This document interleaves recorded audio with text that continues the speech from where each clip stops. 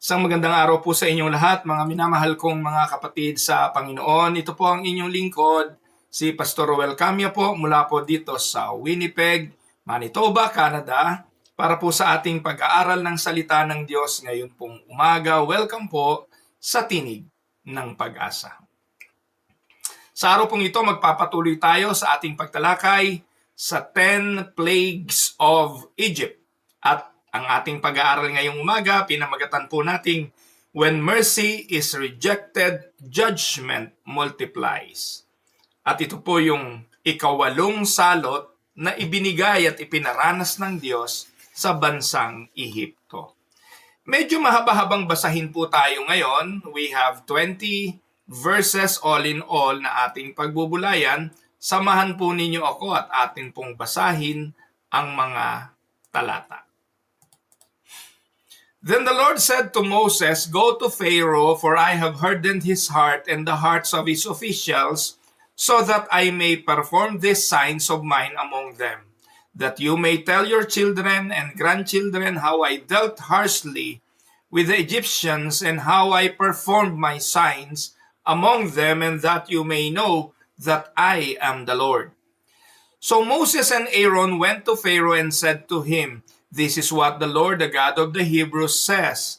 How long will you refuse to humble yourself before me? Let my people go so that they may worship me. If you refuse to let them go, I will bring locusts into your country tomorrow. They will cover the face of the ground so that it cannot be seen.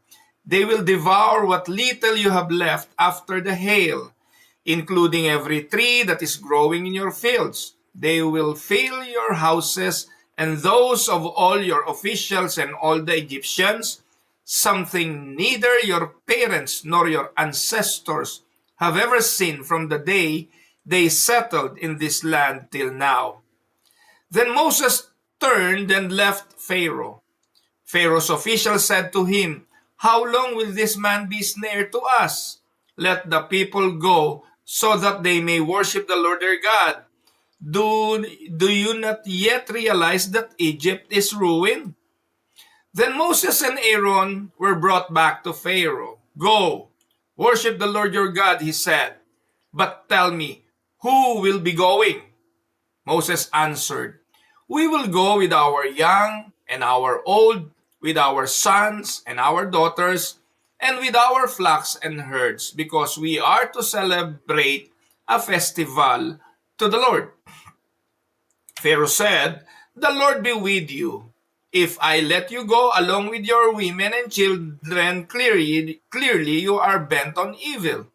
No, have only the men go and worship the Lord, since that is what you have been asking for." Then Moses and Aaron were driven out of Pharaoh's presence. And the Lord said to Moses, "Stretch out your hand over Egypt, so that locusts swarm over the land and devour everything growing in the fields, everything left by the hail." So Moses stretched out his staff over Egypt, and the Lord made an east wind blows across the land all the day and all that night. By morning, the wind had brought the locusts. They invaded all Egypt and settled down in every area of the country in great numbers.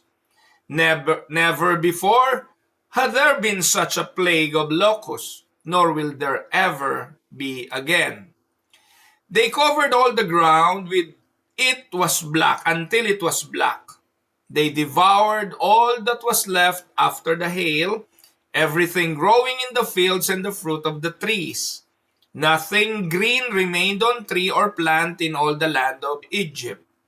Pharaoh quickly summoned Moses and Aaron and said, "I have sinned against the Lord your God and against you. Now forgive my sins once more, and pray to the Lord your God to take this deadly plague away from me." Moses then left Pharaoh and prayed to the Lord. And the Lord changed the wind to a very strong west wind, which caught up the locusts and carried them into the Red Sea. Not a locust was left anywhere in Egypt. But the Lord hardened Pharaoh's heart, and he would not let the Israelites go. Pagpalain nawa ng Panginoon ang pagkabasa at pagkadinig ng kanyang mga banal na salita na sa umaga pong ito'y ating pagbubulayan. Ang tema ng ating pag-aaral, God destroys Egypt's pride and reveals the necessity of humble obedience. Mga minamahal na mga kapatid, there are moments when God shakes our lives so that we may finally listen. Maraming pagkakataon sa buhay natin, lagi niyong naririnig sa akin at sa mga mangaral na minsan pinapahiga tayo ng Diyos para tayo tumingala. Tayo'y pinaparanas ng Diyos ng mga bagay na hindi natin gusto upang sa Kanya'y tumingin, hindi dahil ang Diyos ay nanghihingi ng atensyon, kung hindi nais ng Diyos na ipakita ang Kanyang kapangyarihan sa buhay ng bawat isa. Ang ikawalong salot ay ang salot ng locust. It is one of those moments, devastating moment, humiliating moment, and unforgettable moment for the Egyptians. The plague of locusts teaches us also of the profound truths that the stubbornness of human heart will always fail.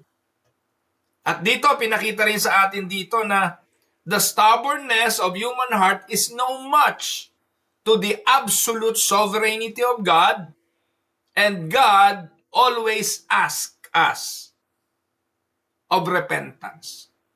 Nais ng Diyos na tayo'y laging humingi ng tawad, magsisi sa ating mga kasalanan. So sa 7 o sa 8 plagues, the plagues of the locust, the Lord was not merely destroying the land. He was destroying Egypt's idols. God was also destroying the pride of Pharaoh and their self-reliance. Kilala naman natin ang Egypt, di po ba? Matagumpay na bansayan at bayan noong araw, pinagtagumpay. Subalit, ipinakita ng Diyos that even your might, walang match sa aking kapangyarihan. Even your false gods has no match for me. Ngayon sa gabi pong ito ating titingnan, anong false god ang inaatake ng Diyos sa oras na ito? Mula sa unang salot na ating tinalakay, atin pong ipinakita na merong mga Diyos-Diyosan ang Ehipto na kanilang pinangahawakan at kanilang sinasamba. At pinakita natin sa bawat salot na wala naman palang silbi talaga ang mga Diyos-Diyosang ito.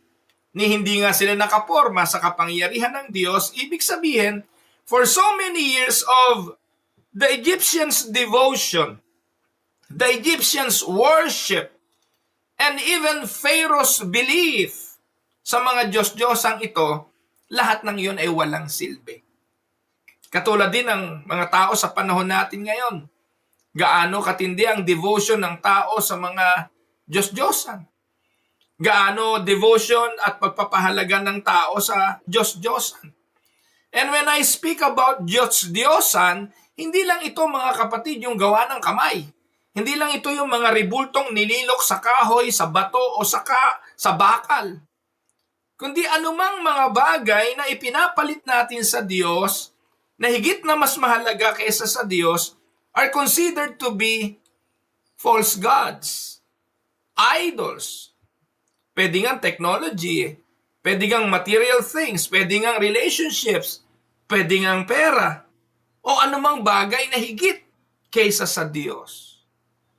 At sa mga oras na ito ng ating pagbubulay-bulay, ang tanong sinong false god ang inaatake ng Diyos dito?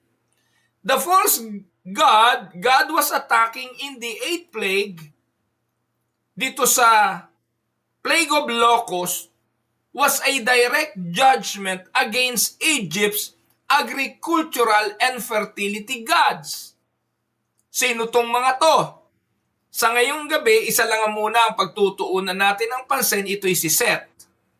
Si Seth is known to be the god of storms and the god of disorder. Si Seth was believed to control the storm and the natural forces.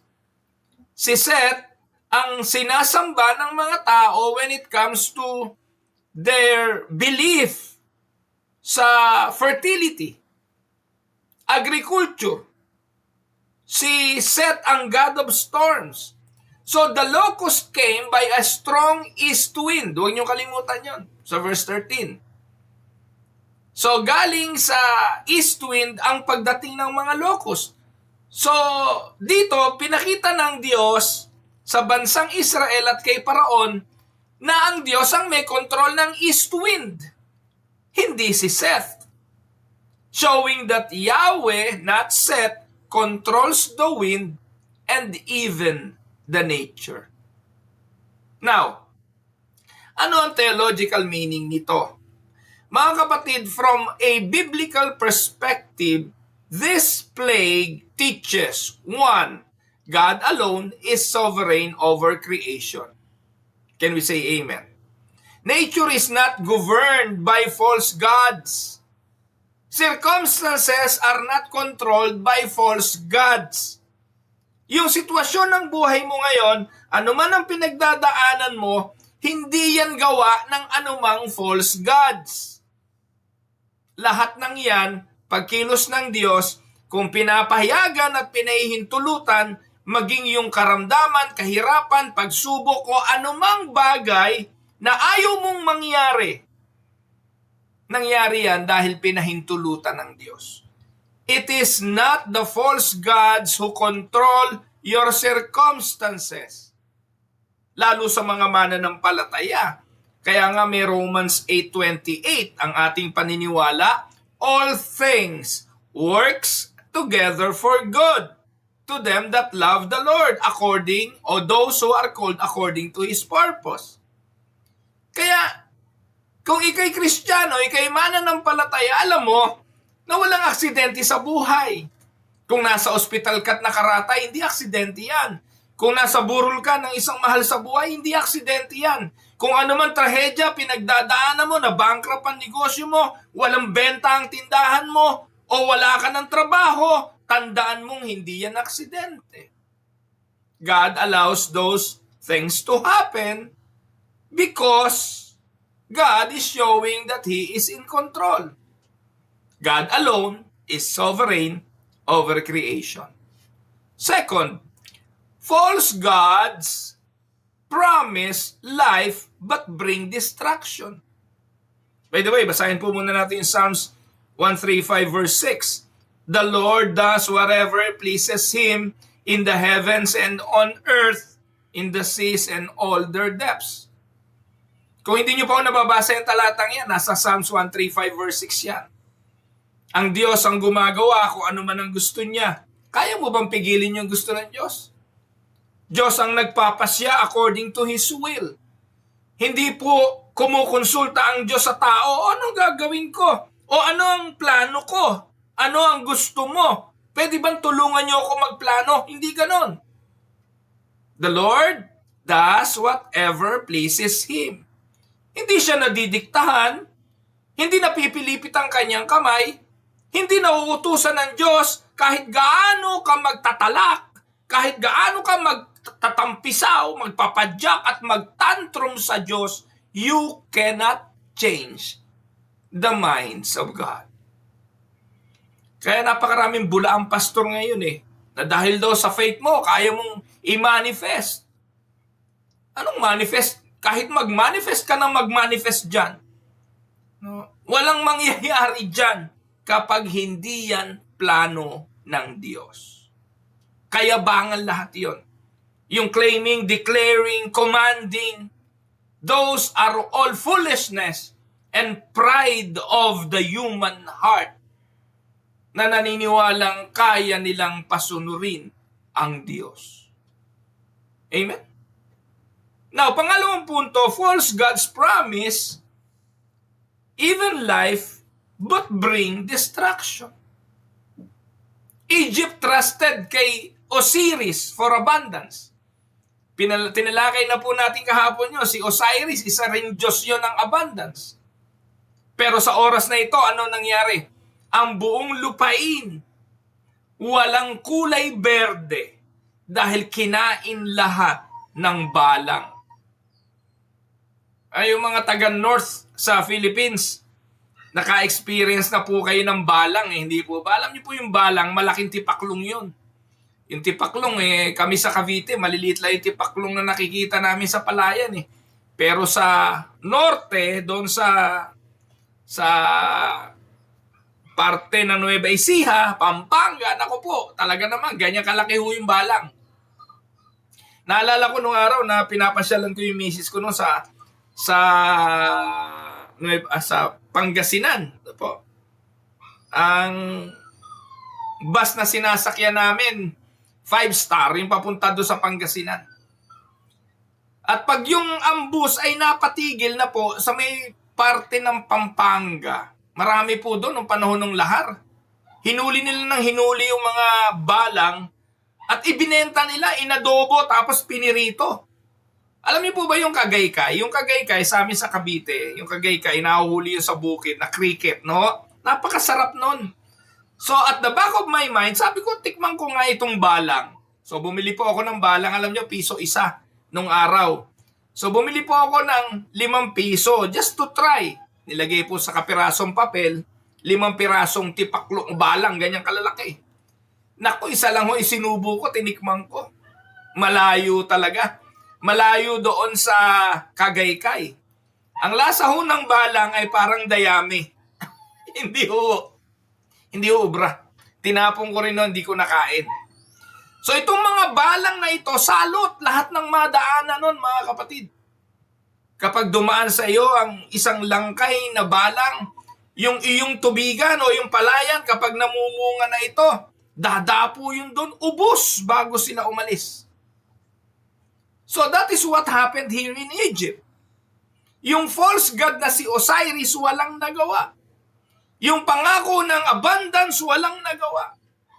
Nung ang Diyos ang nagpadala ng salot, sabi lahat ng naiwanan ng hail, di ba yung 7th plague, yung hail at saka yung fire, lahat ng hindi napugnaw ng mga puno, halaman, pagdating ng balang naman ang umubos doon. So, pangatlong punto, sabi nga sa Isaiah 44, look at the false god. Kung gusto niyo makita, mga kapatid, ang kawalang kapangyarihan ng false gods, buksan niyo yung Isaiah 44. Starting verse 9 to 20, mababasa niyo yan. Ano sabi diyan? All who make idols are nothing, and the things they treasure are worthless. Those who would speak up for them are blind. So yung nakikipag-usap daw sa mga idols ay bulag. They are ignorant of their own shame, who shapes a god and cast an idol which can profit nothing. People who do that will be put to shame. Such craftsmen are only human beings. Let them all come together and take their stand. They will be brought down to terror and shame. The blacksmith takes a tool and works with it in the coals. He shapes an idol with a hammer. He forges it with the might of his arm. He gets hungry and loses his strength. He drinks no water and grows faint. The carpenter measures with a line and makes an outline with a marker. He wraps it out with chisels and marks it with compasses. He shapes it in human form in all its glory, that it may dwell in a shrine. He cut down cedars, or perhaps took cypress or oak. He let it grow among the trees of the forest, or planted a pine, and the rain made it grow. It is used as fuel for burning. Some of it he takes and warms himself. He kindles a fire and bakes bread, but he also fashions a god and worships it. He makes an idol and bows down to it. Half of the wood he burns in the fire. Over it he prepares meal. He roasts his meat and eats his fill. He also warms himself and says, I am warm. I see the fire. From the rest, he makes a god, his idol. He bows down to it and worships. He prays to it and says, "Save me, you are my God." They know nothing. They understand nothing. Their eyes are plastered over so they cannot see, and their minds closed so they cannot understand. No one stops to think. No one has the knowledge or understanding to say, "Half of it I used to fuel. I even baked bread over its coals. I roasted meat and I ate. Shall I make a detestable thing for what is left? Shall I bow down to a block of wood?" Such a person feeds on ashes.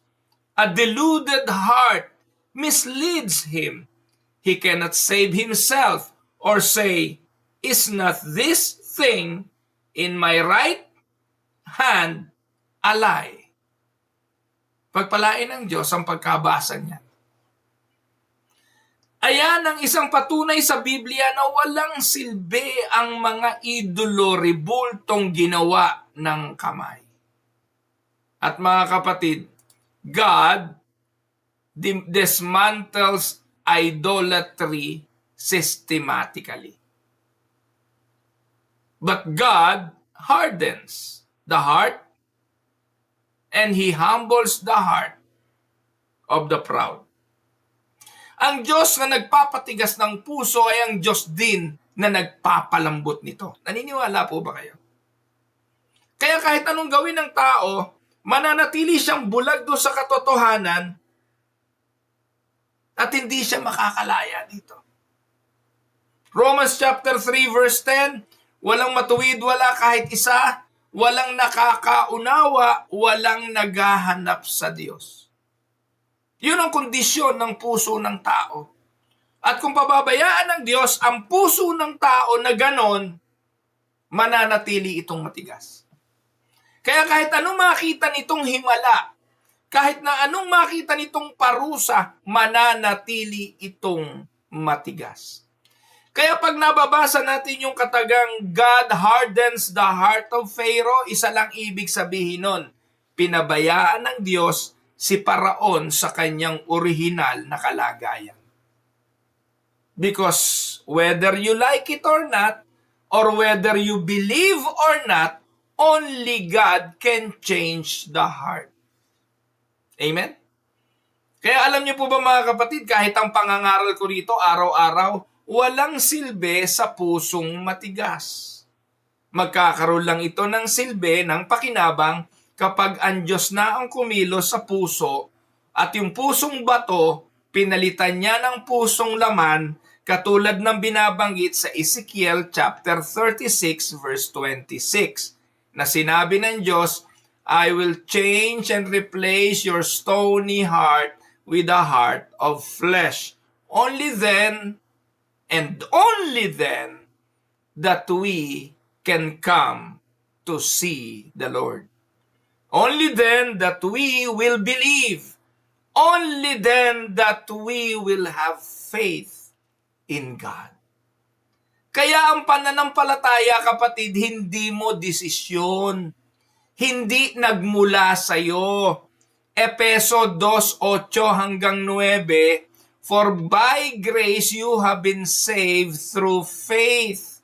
And this is not your own doing, not the work of the flesh." The faith that you have is not your work. It is a gift from God so that no one may boast. Mahirap po bang intindihin yon? Kaya ang Diyos na nagpapatigas ng puso, ibig lang sabihin ito, pinapahintulutan niyang mamayagpag ang kasalanan, pinapahintulutan niyang mamayani ang kasamaan, dahil darating naman ang kanyang panahon ng paghatol, kapag yung mga taong pinili niya, napalambot na niya ang mga puso at napalapit na sa kanya, darating yung panahon ng paghihiwalay ng mga kambing at ng mga tupa, ng mga matitigas ang puso at ng mga piniling palambutin at manampalataya. Ang Diyos ang gagawa nun. Exodus 10:1 and 2, anong sabi? Then the Lord said to Moses, Go to Pharaoh, for I have hardened his heart. Para sa iba, ang pananaw nila, Diyos pala may gawa niyan eh. Napakalupit naman ng Panginoon. Pinatigas niya ang puso ni Paraon. Paano magbabago yan eh? Diyos pala ang nagpatigas ng puso. Hindi lang naman si Paraon, kundi yung mga officials. Bakit pinipilit ng Diyos na paalisin ang bansang Israel? Mga kapatid, huwag niyong kakalimutan.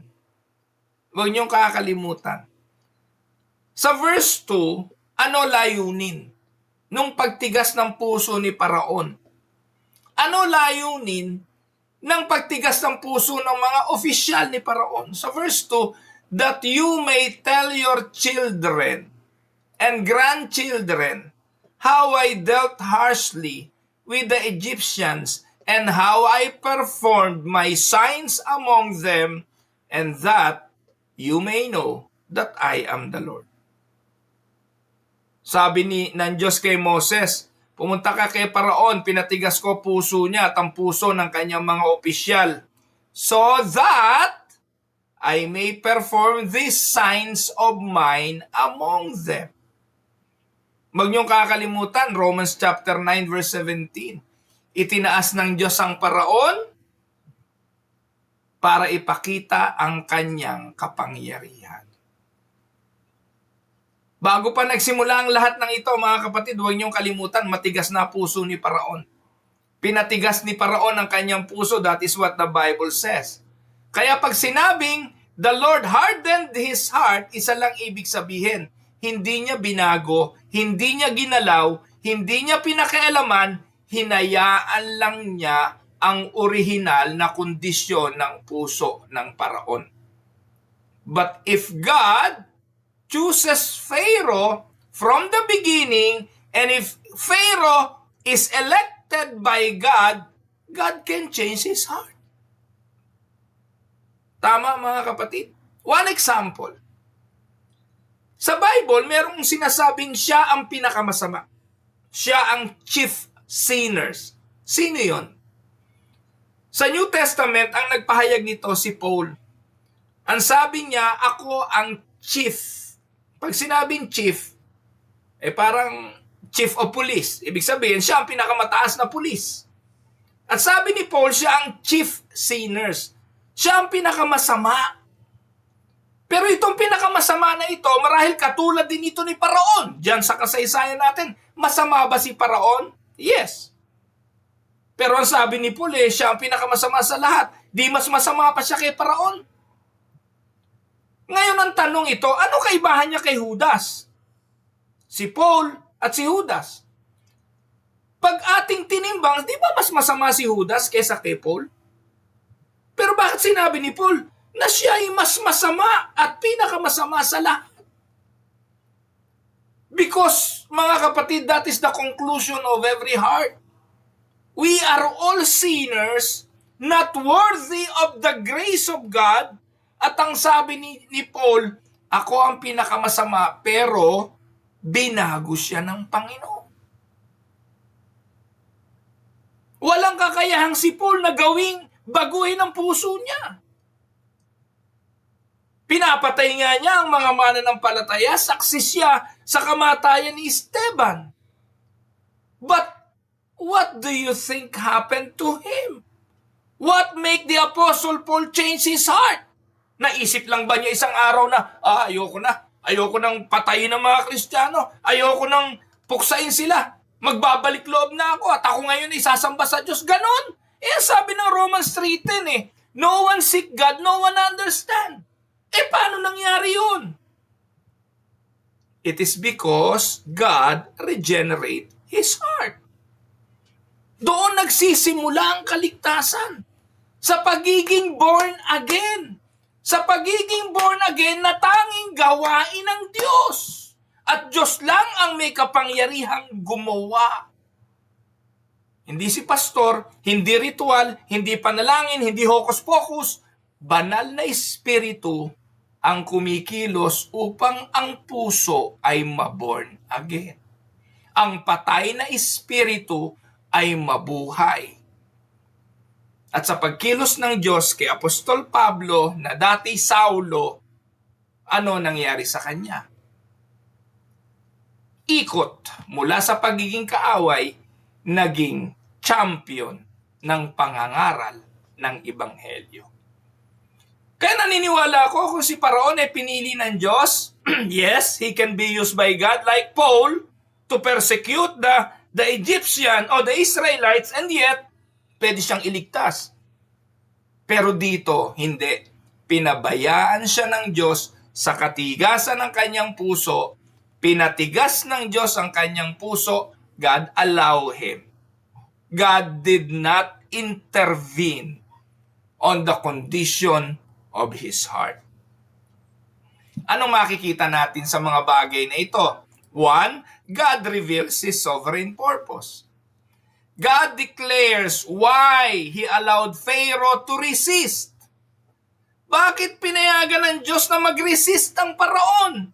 Bakit pinayagan ng Diyos na manatiling matigas ang puso ng Paraon? Ang sabi ng talata, to show His power, that I may perform these signs of mine, to create a testimony for future generation, so that you may tell your children, and not only your children, your grandchildren, how I dealt harshly with the Egyptians.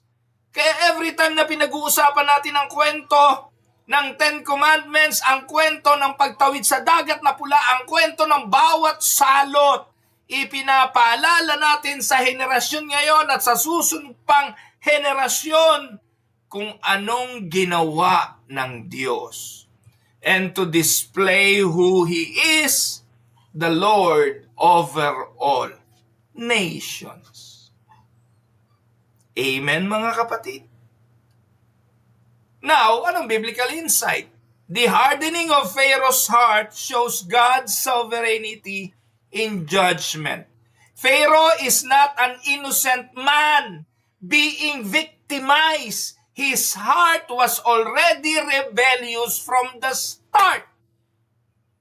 Hindi po siya dating mabuti na pinasama ng Diyos. Hindi dating malambot ang kanyang puso na pinatigas ng Diyos. Pag gano'n ang doctrine, mali yun.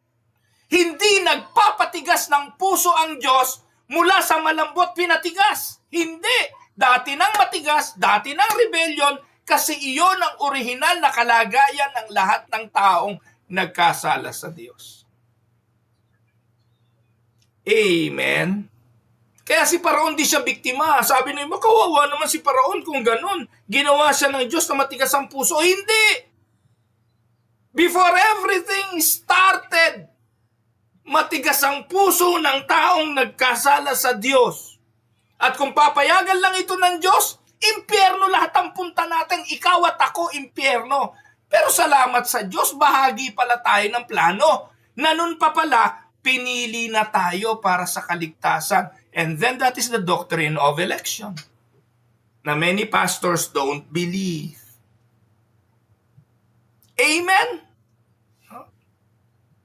So, God simply lets the rebellion runs its full course. The Pharaoh is considered to be rebellious, and God allowed rebellion to run its course. Amen? So, pangalawang punto, God uses judgment as a teacher for His people. Ginagamit ng Diyos ang mga bagay na ito para magturo at tinuturuan ng kanyang mga anak, pati tayo sa panahon natin. What we are discussing here on a daily basis, the judgment of God to the Egyptians, are teachers. Every judgment, every plagues, turo sa atin. And Israel would forever remember we serve the God who humbled the superpower of the ancient world. This becomes the foundation of worship, fear, and gospel hope. Amen? Ang mga magulang, pinapayagan yung katigasan ng mga ulo ng ating mga anak para maramdaman nila yung consequences ng katigasan ng kanilang ulo, not because hindi nila mahal yung kanilang anak, but for them to learn the lesson. Dahil yung lesson ng kapalpakan, magsisink in yun sa kanila. Kaya minsan mga kapatid, talaga hong may mga lesson learned in the hard ways. Di tayo iniwas ng Diyos, hinayaan ng Diyos, pinahintulutan ng Diyos. Dahil iyon ang magtuturo sa atin ng mas malakas na mensahe. God does not delight in punishment, but He uses punishment to reveal the truth that will bring forth humility. Amen, kapatid? Now, tuloy natin ang basa, verses 3 to 6. God strikes the false security of sinners. So Moses and Aaron went to Pharaoh and said, "This is what the Lord, the God of the Hebrews says. How long will you refuse to humble yourself before me? Let my people go." Moses asked Pharaoh, hanggang kailan ka tatanggi? Hanggang kailan ka magmamatigas? Hanggang kailan ka magiging pasaway? Pharaoh's pride blinded him even after 7 plagues. Kung ang tao, makinig po kayo mga kapatid, kung ang tao may kakayahang magbago sa kanyang sarili, unang salot pa lang nagbago na. Tama? Sabihin natin, medyo talagang, sabi nga you have to learn the lesson not on the first try, maybe on the second try.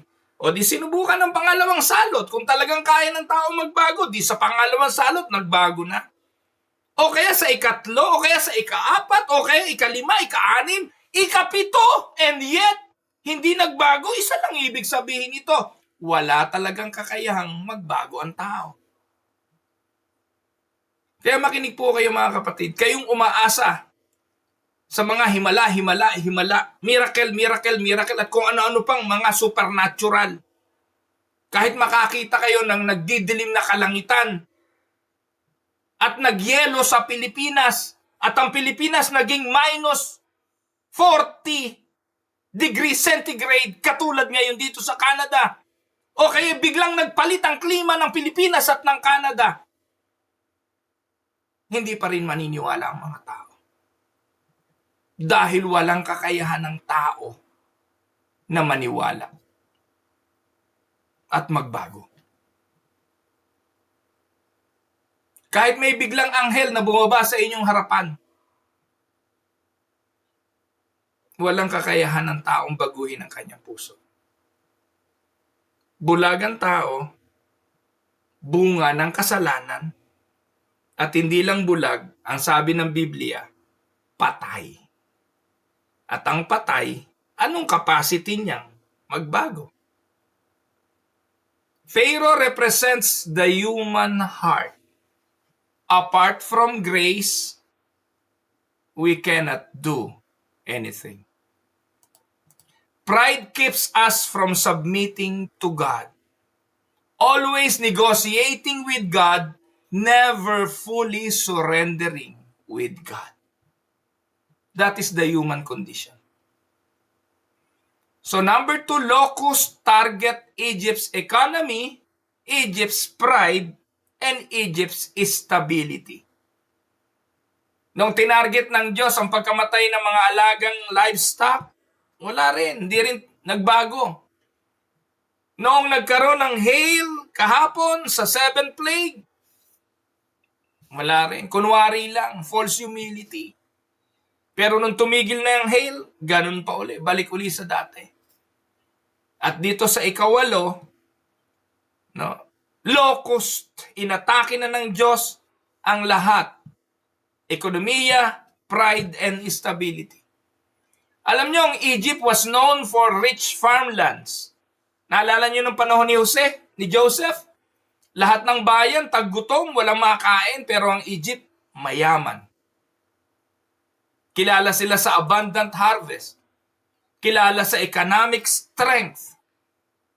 But now God says, everything you rely on, I will take away. Tipaklong lang ang katapat niyan. Ubos. Third, when God removes our idols, God is showing mercy. Pag tinanggal ng Diyos ang mga kinakapitan natin, sinasandigan natin, yung ating mga pinagtitiwalaan, magngangangal-ngal tayo at maglulupasay. Pero sometimes, kapag nawala na yung kinakapitan natin, sinasandigan natin, minsan dinadala tayo nito saan? Sa pagkapit sa Diyos. Amen? So, therefore, kapag tinanggal ng Diyos yung iniidolo natin, pinapakitaan tayo ng Diyos ng isang katotohanan. At yun ay ipinapadaman niya ang kanyang habag sa atin. Amen? Imagine a successful businessman who suddenly loses everything, na bankrupt. At first, parang tragedy, di po ba? Pero minsan ginagamit ng Diyos yung trahedyang yun eh. Mabankrupt. Mawala ng trabaho. Para magkaroon ng pagbubulay-bulay at lumapit sa Diyos. At kilalanin na kung wala pala talaga ang Panginoon, walang mangyayari sa akin. Amen? Susunod na mga talata, verses 12 to 15, the terrible judgment of the locust.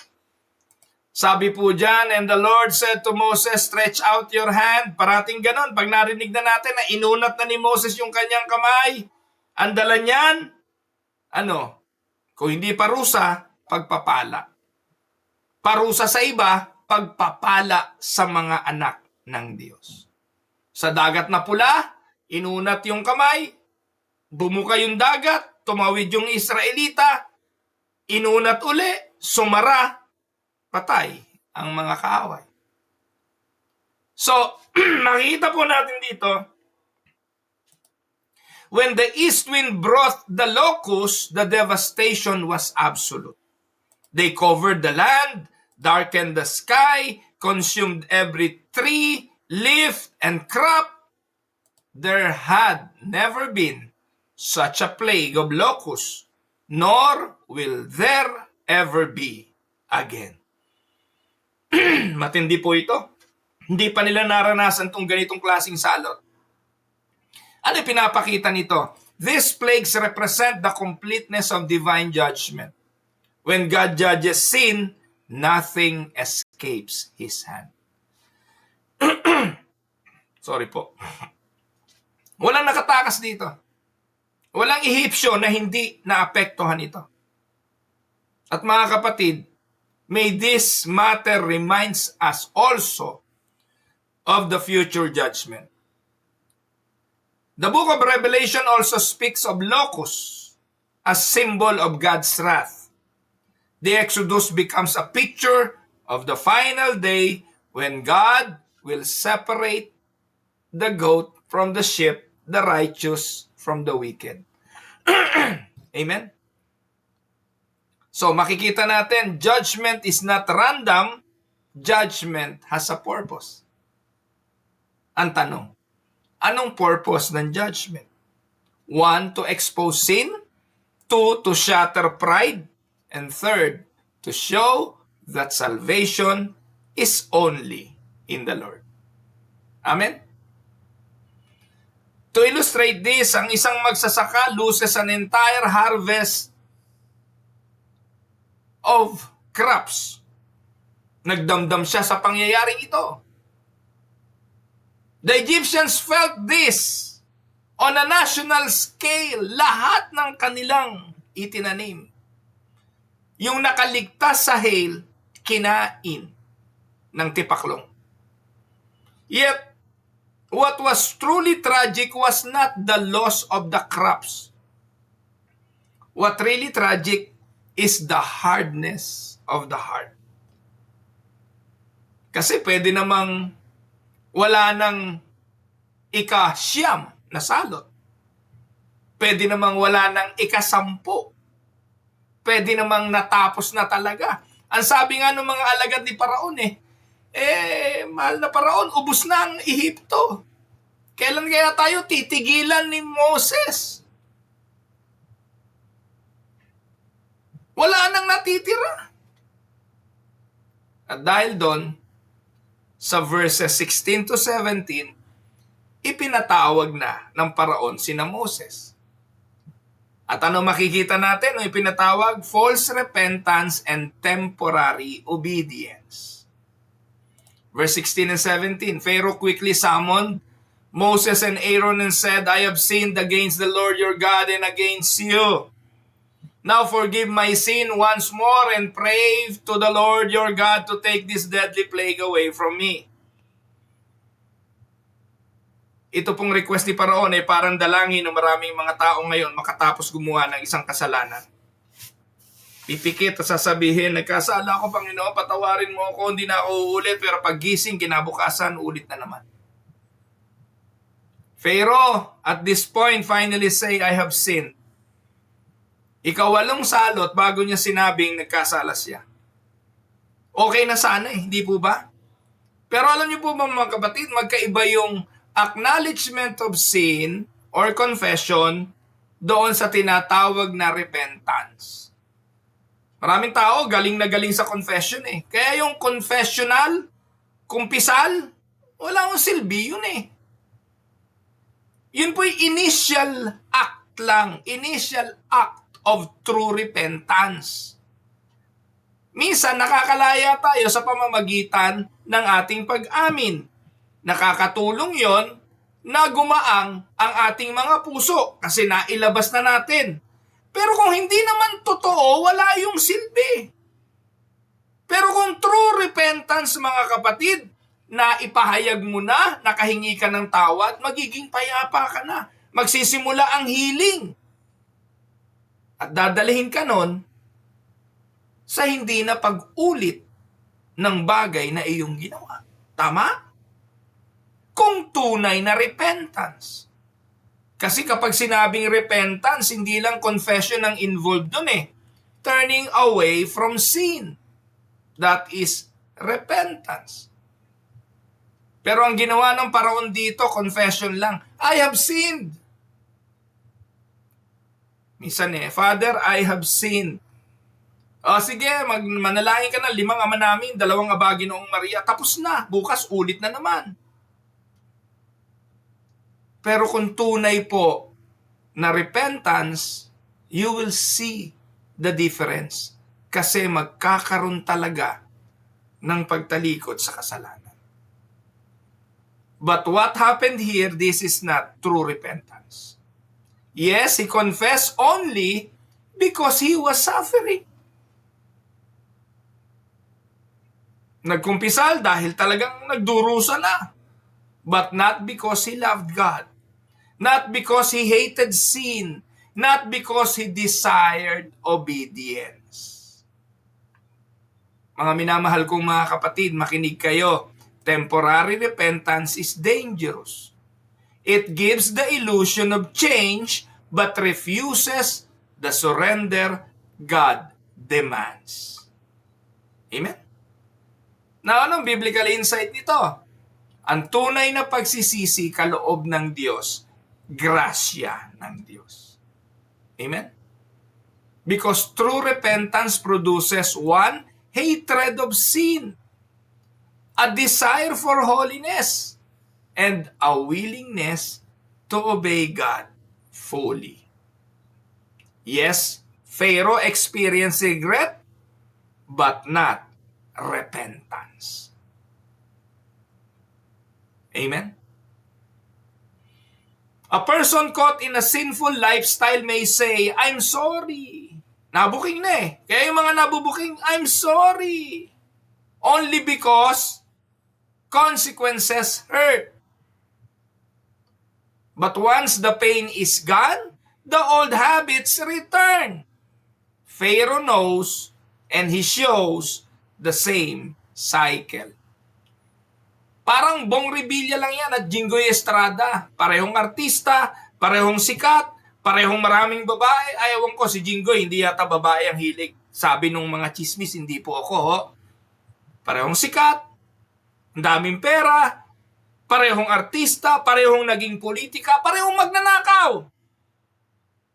Nakulong na sa pagnanakaw, parehas, napatunayan ng korte, nagnakaw ng ulimbat. Tapos nagawa ng paraan ng panahon ni Pangulong Duterte, nakalaya. At nung nakalaya, na-elect na naman mga senador, nagnakaw uli. Ngayon, paiyak-iyak sa social media si Bong Revilla at ang sabi, kasama ko ang Panginoon sa laban na ito. Ngayon, ang galing gumamit ng Panginoon. Ang galing gumamit ng kasama niya si Lord. Nung nagnanakaw siya, kasama kaya si Lord? Mga kapatid, hindi ako galit kay Bong Revilla. Hindi ko naman yan kilala eh. Hindi ako galit kay Jinggoy. Hindi naman nila ako kilala. Pero nakakamuhi ang mga kawalang hiyaan. Ang kakapalan ng mga muka. Ngayon, sisi. Pero wala rin tayong nakitang pag-amin. Buti pa nga si Paraon umamin, hindi lang nagsisi. Si Bong Revilla, si Jinggoy, hindi umamin, hindi pa rin nagsisisi. Kaya, nako, mabait pa si Paraon kumpara sa mga senador ng Pilipinas. At meron pang kasunod dyan, yung banal-banalan na anak ng pastor, hindi raw magnanakaw. Ayoko ng pangalanan, nakakahiya dahil every Sunday nando sa gitna, nakataas ang kamay, hiyaw ng Jesus is Lord. Mga kapatid, nakakapangilabot po ang kasamaan ng tao. But true repentance is a gift of God's grace. Kapag totoong pagsisisi at ang Diyos ang kumilos, mamumuhi sa paggawa ng masama. Magde-desire ng kabanalan at susunod sa Diyos fully. Amen? Panlima, God's mercy is real, but so is His judgment. Ito po ang sabi ng mga talata. Moses then left Pharaoh and prayed to the Lord. And the Lord changed the winds to a very strong west wind, which caught up the locusts and carried them in the Red Sea. Not a locust was left anywhere in Egypt, but the Lord hardened Pharaoh's heart, and he would not let the Israelites go. Moses prays, God removes the locust. This is unexpected grace. Biyaya na yan. But Pharaoh hardens his heart again. Bakit? Kasi hindi pa rin binago ng Diyos ang puso ng Paraon. Nanatili pa rin siya sa orihinal nitong kondisyon at ang orihinal na kondisyon ng puso ng tao hanggat hindi pinakikialaman ng Diyos, matigas. Amen? So dito makikita natin mga kapatid, nung tinanggal ng Diyos ang salot, God is still merciful even to the rebellious. He lifted the plague when Moses prayed. He shows patience even to those who hate Him. God's mercy is meant to lead to repentance. But when mercy is rejected, judgment becomes heavier. Only God's grace can soften sinners' heart. The plague reveals our need for a Savior. One greater than Moses. And that is no other than but Jesus Himself. Jesus rescues us not from the locust, but from the sin, from the wrath of God, and from the eternal judgment. Amen? So bilang application mga kapatid, humble yourself before the Lord. Do not wait for God to strip away the land bago tayo sumunod. Beware of partial obedience. God does not negotiate with Pharaoh. Nang sinabi ng Paraon na, sige, papayagan ko na kayong umalis. Sino ba ang ilalabas ninyo? Sabi ni Moses, lahat kami. Hindi, di ba usapan, lalaki lang. So, hindi nakapag-negotiate ang Diyos. Tumalikod si Moses at umalis. Now, remove idols now before God removes them for you. What do you trust more than God? What do you idolize more than God? Career? Wealth? Abilities? Reputation? Huwag niyong hintayin na ang Diyos ang magtanggal niyan. Ika-4, seek true repentance, not temporary sorrow. Ask God for a heart that truly turns from sin. Panghuli, rest in Christ, our greatest deliverer. Just as Israel needed a Redeemer, so do we. Only Christ can free us from our spiritual bondage. Amen? So bilang konklusyon mga kapatid, ang ika-4 na salot reminds us that God is patient, powerful, and He is holy. He exposes our pride, destroys our false security, and calls us to humble repentance. Pharaoh resisted God and faced destruction, but those who bow before the Lord find mercy, deliverance, and life. Pagpalain po tayo ng Panginoon, tayo manalangin. Sovereign Lord, you alone are the true and living God. Father, you rule over heaven and earth. You rule the winds and the fields, the harvest and the storms. Patawarin mo po kami sa aming mga kasalanan because apart from you, there is no other God. All our idols are empty and powerless. Patawarin mo kami, Panginoon, when our hearts is trusting things of this world more than you. May you tear down every idol in our lives, whether pride, possession, comfort, or our self-reliance. Turuan mo po kami magdepende fully sa iyong mga biyaya. Humble our hearts, O Lord, as you humbled Egypt. Tulungan mong matakot kami sa iyo, hindi dahil nagpaparusa ka, kundi dahil gusto ka naming respetohin at galangin. May we never harden our hearts like Pharaoh, Lord, but instead, may we respond quickly with repentance and faith. Salamat sa habag, salamat sa biyaya, salamat sa iyong pagpapalaya. Mamuhay nawa kami, Panginoon, nang may pagsunod sa iyong kalooban. We pray all these things in the precious name of our Lord and Savior, Jesus Christ. To Him we say, Amen. Pagpalain po kayo ng Panginoon, ito po ang inyong lingkod. Si Pastor Ruel Camia po mula po dito sa Winnipeg, Manitoba, Canada, para po sa ating pag-aaral ng salita ng Diyos ngayong umaga dito po sa Tinig ng Pag-asa. God bless everyone.